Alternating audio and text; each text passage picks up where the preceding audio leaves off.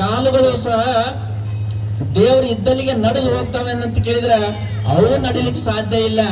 ಆದ್ದರಿಂದ ಮನುಷ್ಯನ ಸಮಸ್ತ ಇಂದ್ರಿಯಗಳೆಲ್ಲವೂ ಹೆಂಗ ರಚನೆ ಆಗಿದಾವ ಅಂದ್ರೆ ಅವು ದೇವರನ್ನ ದರ್ಶಿಸಿಕೊಡ್ತಕ್ಕಂತ ಶಕ್ತಿ ಯಾವ ಇಂದ್ರಿಯಗಳಿಗೂ ನಮ್ಮ ಪಡೆದಿಲ್ಲ. ಆದ್ದರಿಂದ ನಾವು ಆ ವಿಶ್ವದ ಹಿಂದೆ ಇರತಕ್ಕಂತ ಮೂಲ ಸತ್ಯವನ್ನ ತಿಳ್ಕೋಬೇಕಾಗಿತ್ತು ಅಂದ್ರೆ ಆ ಜ್ಯೋತಿ ಬಗ್ಗೆ ನಾವೆಲ್ಲರೂ ಗಮನವನ್ನ ಕೊಡಬೇಕಾಗ್ತದೆ. ಅದರ ಜೊತೆಗೆ ವಿಶ್ವದ ಹಿಂದೆ ಇರತಕ್ಕಂತ ಮೂಲ ಸತ್ಯವನ್ನ ಅರಿಬೇಕಾಗಿತ್ತು ಅಂದ್ರೆ ನಾವು ಒಂದಿಷ್ಟು ಜ್ಯೋತಿಯರ ಬಗ್ಗೆ ತಿಳ್ಕೋಬೇಕಾಗ್ತದ.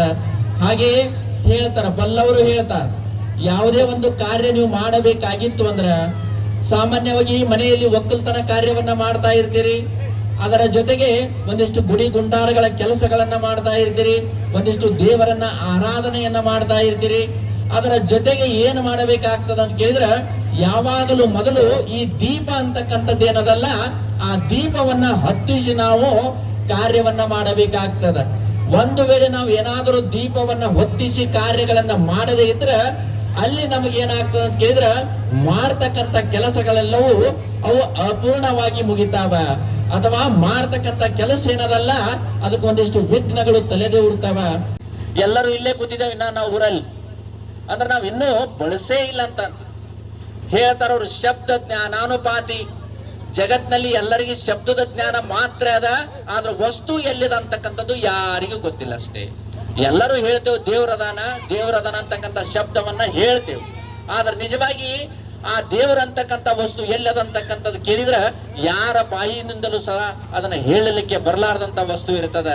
ಆದ್ದರಿಂದ ಬಲ್ಲವರು ಏನ್ ಹೇಳ್ತಾರಂದ್ರ ಶಬ್ದ ಮಾತ್ರ ಎಲ್ಲರಿಗೂ ಗೊತ್ತದ, ಆದ್ರ ನಿಜವನ್ನ ಅರಿಬೇಕಾಗಿತ್ತು ಅಂದ್ರ ನಾವೇನ್ ಮಾಡಬೇಕಾಗ್ತದಂದ್ರ ಜಗತ್ನಲ್ಲಿ 100 ವರ್ಷಗಳವರೆಗೆ ಕಣ್ಣನ್ನ ತೆಕ್ಕೊಂಡು ಹೋದ್ರ ಎಂದೂ ದೇವರನ್ನ ಕಾಣ್ಲಿಕ್ಕೆ ಸಾಧ್ಯ ಇಲ್ಲ. 100 ವರ್ಷ ಬರೀ ಹೊರಗಿಂದನೇ ಕೇಳ್ಕೊತ ಹೊಂಟಿದ್ದೇವಪ್ಪ ಅಂತಂದ್ರ ಎಂದೂ ಜಗತ್ನಲ್ಲಿ ದೇವರನ್ನ ಕಾಣ್ಲಿಕ್ಕೆ ಸಾಧ್ಯ ಇಲ್ಲ. ನಾವು 100 ವರ್ಷಗಳವರೆಗೆ ಬರೀ ಕೈದಿಂದ ಹೊರಗಡೆ ಕೆಲಸ ಮಾಡ್ಕೋತ ಹೋದ್ರ ದೇವರನ್ನ ಕಾಣ್ಲಿಕ್ಕೆ ಎಂದೂ ಸಾಧ್ಯ ಇಲ್ಲ. ಅದಕ್ಕೆ ಬಲ್ಲಂತ ಋಷಿಗಳು, ಸಾಧು ಸಂತರು, ಮಹಾತ್ಮರು, ಯೋಗಿಗಳು ಏನ್ ಹೇಳ್ತಾರಂದ್ರ ನೀನು ದೇವರಾಗಿ ಹೋಗಬೇಕಾಗಿತ್ತು ಅಂದ್ರ ಜಗತ್ನಲ್ಲಿರ್ತಕ್ಕಂಥ ಸತ್ಯವನ್ನ ಅರಿಬೇಕಾಗಿತ್ತು ಅಂದ್ರ ಏನ ಮಾಡಬೇಕಾಗ್ತದ ಅಂತ ಕೇಳಿದ್ರ ದೇವರ ಧ್ಯಾನವನ್ನ ಒಂದಿಷ್ಟು ಕೈಗೊಳ್ಳಬೇಕಾಗ್ತದ. ಕಣ್ಣನ್ನ ಒಂದಿಷ್ಟು ಮುಚ್ಚಬೇಕಾಗ್ತದ, ಕಿವಿಗಳನ್ನ ಒಂದಿಷ್ಟು ಬಂದ್ ಮಾಡಬೇಕಾಗ್ತದ. ಇನ್ನು ದಿನಂಪ್ರತಿ 24 ಗಂಟೆಗಳವರೆಗೆ ಮಾತುಗಳನ್ನ ಹೇಳಿದ್ದೇ ಹೇಳಿದ್ದು. ಅದ್ರಾಗ ವಿಶೇಷವಾಗಿ ನಮ್ಮ ಭಾರತೀಯ ಹೆಣ್ಣು ಮಕ್ಕಳು ಇಬ್ರು ಕೂಡಿದ್ರಂದ್ರ ಮುಗಿದು ಹೋಗ್ತದ. ಎಲ್ಲಿ ಕಟ್ಟಿ ಮ್ಯಾಗ ಕೂತಾಗ ಮನಿ ಮುಂದ ಹಾಗೆ ಆಗ್ತದ. ಮಾತು ಹೇಳಕ್ ಬಹಳ ಪ್ರಿಯರ್. ಅದಕ್ಕೆ ಅವ್ರು ಏನ್ ಹೇಳ್ತಾರಂದ್ರ ಯಾವ ವ್ಯಕ್ತಿ ಈ ಜಗತ್ನಲ್ಲಿ ಮಾತುಗಳನ್ನ ನಿಲ್ಲಿಸಿ ಮೌನವಾಗಿ ಇರ್ತಾನಲ್ಲ ಅವವನ್ನ ದೇವರನ್ನ ಕಾಣ್ಲಿಕ್ಕೆ ಸಾಧ್ಯದ. ಯಾವ ವ್ಯಕ್ತಿ ಹೊರಗಿನ ದೃಶ್ಯಗಳೆಲ್ಲವನ್ನ ಬಂದ್ ಮಾಡಿ ಕಣ್ಣನ್ನ ಮುಚ್ಕೊಂಡು ಯಾವಾಗ ಕೂಡ್ತಾನಲ್ಲ ಆವಾಗ ಒಳಗ ಆತ್ಮ ಅಂತಕ್ಕಂಥ ವಸ್ತು ದೇವರನ್ನ ಕಾಣ್ಲಿಕ್ಕೆ ಸಾಧ್ಯದ. ನಾವು ಹಿಂಗ ದಿನಂಪ್ರತಿ 100 ವರ್ಷ ಬರೀ ಹೊರಗಿನ ಮಂದಿದ ಬಗ್ಗೆನೇ ಮಾತಾಡಿದ್ರ, ಹೊರಗಿಂದನ್ನೇ ಕೇಳಿದ್ರ, ಹೊರಗಿನಂದೇ ನೋಡಿದ್ರ, ಹೊರಗಿನ ಕಾರ್ಯಗಳನ್ನೇ ಮಾಡಿದ್ರ ನಾವ್ ಎಂದೂ ದೇವರಾಗಲಿಕ್ಕೆ ಸಾಧ್ಯ ಇಲ್ಲ. ಅದಕ್ಕೆ ಬಲ್ಲವರು ಏನ್ ಹೇಳ್ತಾರ ಅಂತ ಕೇಳಿದ್ರ ನೋಡು ಮನುಷ್ಯನೇ, ಈ ಜಗತ್ನಲ್ಲಿ ನೀನು ಒಂದಿಷ್ಟು ದೇವರಾಗಲಿಕ್ಕೆ ಪ್ರಯತ್ನ ಪಡು. ಯಾಕಂದ್ರ ಇದು ಮನುಷ್ಯ ಜನ್ಮ ಅಂತಕ್ಕಂಥದ್ದು ನಿನಗೆ ಮುಂದೆ ಬರ್ತದೋ ಇಲ್ಲೋ ಗೊತ್ತಿಲ್ಲ. ಯಾಕಪ್ಪ ಅಂತಂದ್ರ ಮನುಷ್ಯ ಜನ್ಮದಲ್ಲಿ ಆ ಪಶು ಪಕ್ಷಿಗಳಿಗೆ ಇಲ್ಲಾರ್ದಂತ ಬುದ್ಧಿ, ಆ ಪ್ರಾಣಿಗಳಿಗೆ ಇಲ್ಲಾರ್ದಂತ ಮನಸ್ಸನ್ನ ದೇವರು ಯಾರಿಗಳು ಹೊಡಿಸಿದಾನ ಅಂತ ಕೇಳಿದ್ರ ನಮ್ಮ ಎಲ್ಲರೂ ತಲೆಯೊಳಗೂ ಅದ. ಸತ್ಯವನ್ನ ಕಾಣಬೇಕಾಗಿತ್ತು ಅಂದ್ರ ಒಂದು ಮನಸ್ಸು ಅಂತಕ್ಕಂಥದ್ದು, ಒಂದು ಬುದ್ಧಿ ಅಂತಕ್ಕಂಥದ್ದು ಎರಡೂ ನಮ್ಮಲ್ಲಿರುವುದರಿಂದ ದೇವರಾಗಿ ಹೋಗ್ಲಿಕ್ಕೂ ಬರ್ತದ. ಆದ್ದರಿಂದ ಈ ಜಗತ್ನಲ್ಲಿ ದೇವ್ರ ಗುಡಿಗೆ ಯಾವ ಪಶು ಪಕ್ಷಿಗಳನ್ನು ಬಂದಿಲ್ಲ, ಯಾವ ಪ್ರಾಣಿಗಳು ಬಂದಿಲ್ಲ, ಇನ್ನು ಹುಲಿ ಚಿರತೆಗಳು ಸಹ ದೇವ್ರ ಗುಡಿಗೆ ಬಂದಿಲ್ಲ. ಮನುಷ್ಯನೇ ಯಾಕೆ ದೇವ್ರ ಗುಡಿ ಹೋಗ್ತಾನ ಅಂತ ಕೇಳಿದ್ರ ಒಳಗೊಂದು ತಿಳುವಳಿಕೆ ಅಂತಕ್ಕಂಥದ್ದು, ಮನಸ್ಸಂತಕ್ಕಂಥದ್ದು, ಬುದ್ಧಿ ಅಂತಕ್ಕಂಥದ್ದು ಇರುವುದರಿಂದ ಮನುಷ್ಯ ಮಾತ್ರ ಈ ಜಗತ್ತಿನಲ್ಲಿ ದೇವ್ರ ಗುಡಿಗೆ ಹೋಗಬಲ್ಲ. ಆದ್ರೆ ಜಗತ್ತಿನಲ್ಲಿರ್ತಕ್ಕಂಥ ಯಾವ ಪಶುಗಳಾಗಲಿ ಪಕ್ಷಿಗಳಾಗಲಿ ಅವು ಎಂದೂ ದೇವ್ರ ಗುಡಿಗೆ ಬಂದಿಲ್ಲ. ಯಾಕಪ್ಪ ಅಂತಂದ್ರೆ ದೇವ್ರು ಏನ್ ಮಾಡಿದಾನೆ ಎಲ್ಲರಿಗೆ ಅಂತ ಕೇಳಿದ್ರ ನೋಡು ಮನುಷ್ಯನೇ, ಈ ಜಗತ್ತಿನಲ್ಲಿ ನೀನು ದೇವರಾಗಬಲ್ಲೆ, ಆದ್ರ ಆ ಅರ್ಹತೆ ಅಂತಕ್ಕಂಥದ್ದು ಪಡಿಬೇಕಾಗಿತ್ತು ಅಂದ್ರ ಒಂದಿಷ್ಟು ಮನಸ್ಸಂತಕ್ಕಂಥದ್ದು, ಒಂದಿಷ್ಟು ಬುದ್ಧಿ ಅಂತಕ್ಕಂಥದ್ದು, ಯಾವುದು ಸತ್ಯ ಅದ, ಯಾವುದು ಅಸತ್ಯ ಅದ, ಯಾವುದು ಧರ್ಮ ಅದ, ಯಾವುದು ಅಧರ್ಮ ಅದ, ಯಾವುದು ನೀತಿ ಅದ, ಯಾವುದು ಅನೀತಿ ಅದ, ಇವೆಲ್ಲವುಗಳನ್ನ ನಿರ್ಧರಿಸ್ತಕ್ಕಂಥ ಶಕ್ತಿ ಯಾವುದಕ್ಕದ ಅಂದ್ರ ಒಳಗ ಮನಸ್ಸಂತಕ್ಕಂಥದ್ದು, ಬುದ್ಧಿ ಅಂತಕ್ಕಂಥದ್ದು ಏನದಲ್ಲ ಅವುಗಳಿಂದ ನಾವು ನಿಜವಾಗಿ ನಿರ್ಧರಿಸಬೇಕಾಗ್ತದೆ. ತಮಂದಗನ ಜ್ಯೋತಿ ಕಿರಿದನ್ನಬಹುದೇ ಬಾರದಯ್ಯ. ತಮಂದಗನ ಜ್ಯೋತಿ ಅಂದ್ರೇನು?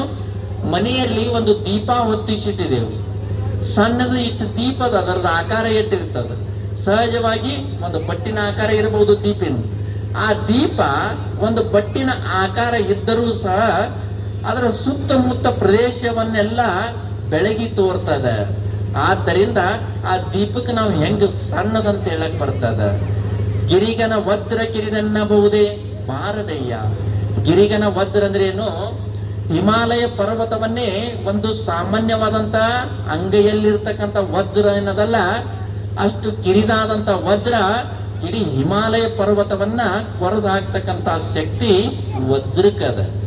ಆದ್ದರಿಂದ ಹಿಮಾಲಯ ಪರ್ವತಕ್ಕಿಂತಲೂ ಯಾವುದಕ್ಕೆ ತಾಕತ್ ಹೆಚ್ಚದಂತ ಕೇಳಿದ್ರೆ ಆ ವಜ್ರಕ್ಕೆ ತಾಕತ್ ಬಹಳ ಇರ್ತದೆ. ಆದ್ದರಿಂದ ಯಾವುದು ದೊಡ್ಡ ವಸ್ತು ಆಯ್ತಲ್ಲಿ? ಹಿಮಾಲಯ ದೊಡ್ಡದಲ್ಲ, ಸಣ್ಣದಾದಂತ ಒಂದು ಅಂಕುಶ ಅಂತಕ್ಕಂಥ ಆಯುಧ ಸಣ್ಣದು. ಅದರ ಜೊತೆಗೆ ಆ ವಜ್ರ ಅಂತಕ್ಕಂಥದ್ದು ಸಹ ಅತಿ ಸಣ್ಣದಾಗುತ್ತದೆ. ಆದ್ದರಿಂದ ಅದರ ಜೊತೆಗೆ ನಿಮ್ಮ ನೆನೆಯುವ ಮನ, ಎಲ್ಲರಲ್ಲಿಯೂ ಮನಸ್ಸು ಅಂತಕ್ಕಂಥದ್ದದ, ಸತ್ಯವನ್ನ ದರ್ಶಿಸಿಕೊಡ್ತಕ್ಕಂಥ ಶಕ್ತಿ ಅದರೊಳಗದ. ಆದ್ದರಿಂದ ಮನಸ್ಸಿಗೂ ಸಣ್ಣದಂತ ಹೇಳಾಕ ಬರುವುದಿಲ್ಲ. ಮನಸ್ಸು ಮಾಡಿದರೆ ಜಗತ್ತನ್ನ ಕಟ್ಟಬಹುದು. ಇದೇ ಮನಸ್ಸನ್ನ ಬಳಸಿ ಜಗತ್ತನ್ನ ಕಟ್ಟಲಿಕ್ಕೆ ಬರ್ತದ. ಇದೇ ಮನಸ್ಸನ್ನ ಬಳಸಿ ಜಗತ್ತನ್ನ ಸರ್ವನಾಶವಾಗಿ ಮಾಡ್ಲಿಕ್ಕೆ ಬರ್ತದ. ಆಗ್ಲಿಲ್ಲ. 1947ರಲ್ಲಿ ಮನುಷ್ಯ ಏನ್ ಮಾಡಿದ್ರ ಅಂದ್ರ, ಅಮೆರಿಕದ ಮೇಲೆ ಒಂದೆರಡು ಬಾಂಬ್ಗಳನ್ನ ಹಾಕಿದ್ರು. ಯಾರು? ಜಪಾನ್ದವ್ರು 2 ಬಾಂಬ್ಗಳನ್ನ ಹಾಕಿದ್ರು. ಅವ್ರೇನು ಸುಮ್ ಕುಂದಿರ್ತಾರೆ? ಏನು ಅಮೆರಿಕದವ್ರು ಬಾಂಬ್ ಹಾಕಿದ ಮೇಲೆ ಅವರು 2 ಬಂದು ಎಲ್ಲಿ ಮಾಡಿದ್ರು? ಜಪಾನ್ ಮ್ಯಾಗ ಎತ್ತಿ ಬಿಸಾಕಿದ್ರು. ಅವಾಗ ಜಪಾನ್ದಲ್ಲಿ 2 ನಗರಗಳು ಏನದವಲ್ಲ ಸರ್ವನಾಶವಾಗಿ ಸುಟ್ಟು ಬೂದಿಯಾಗಿ ಹೋಗಿತ್ತು.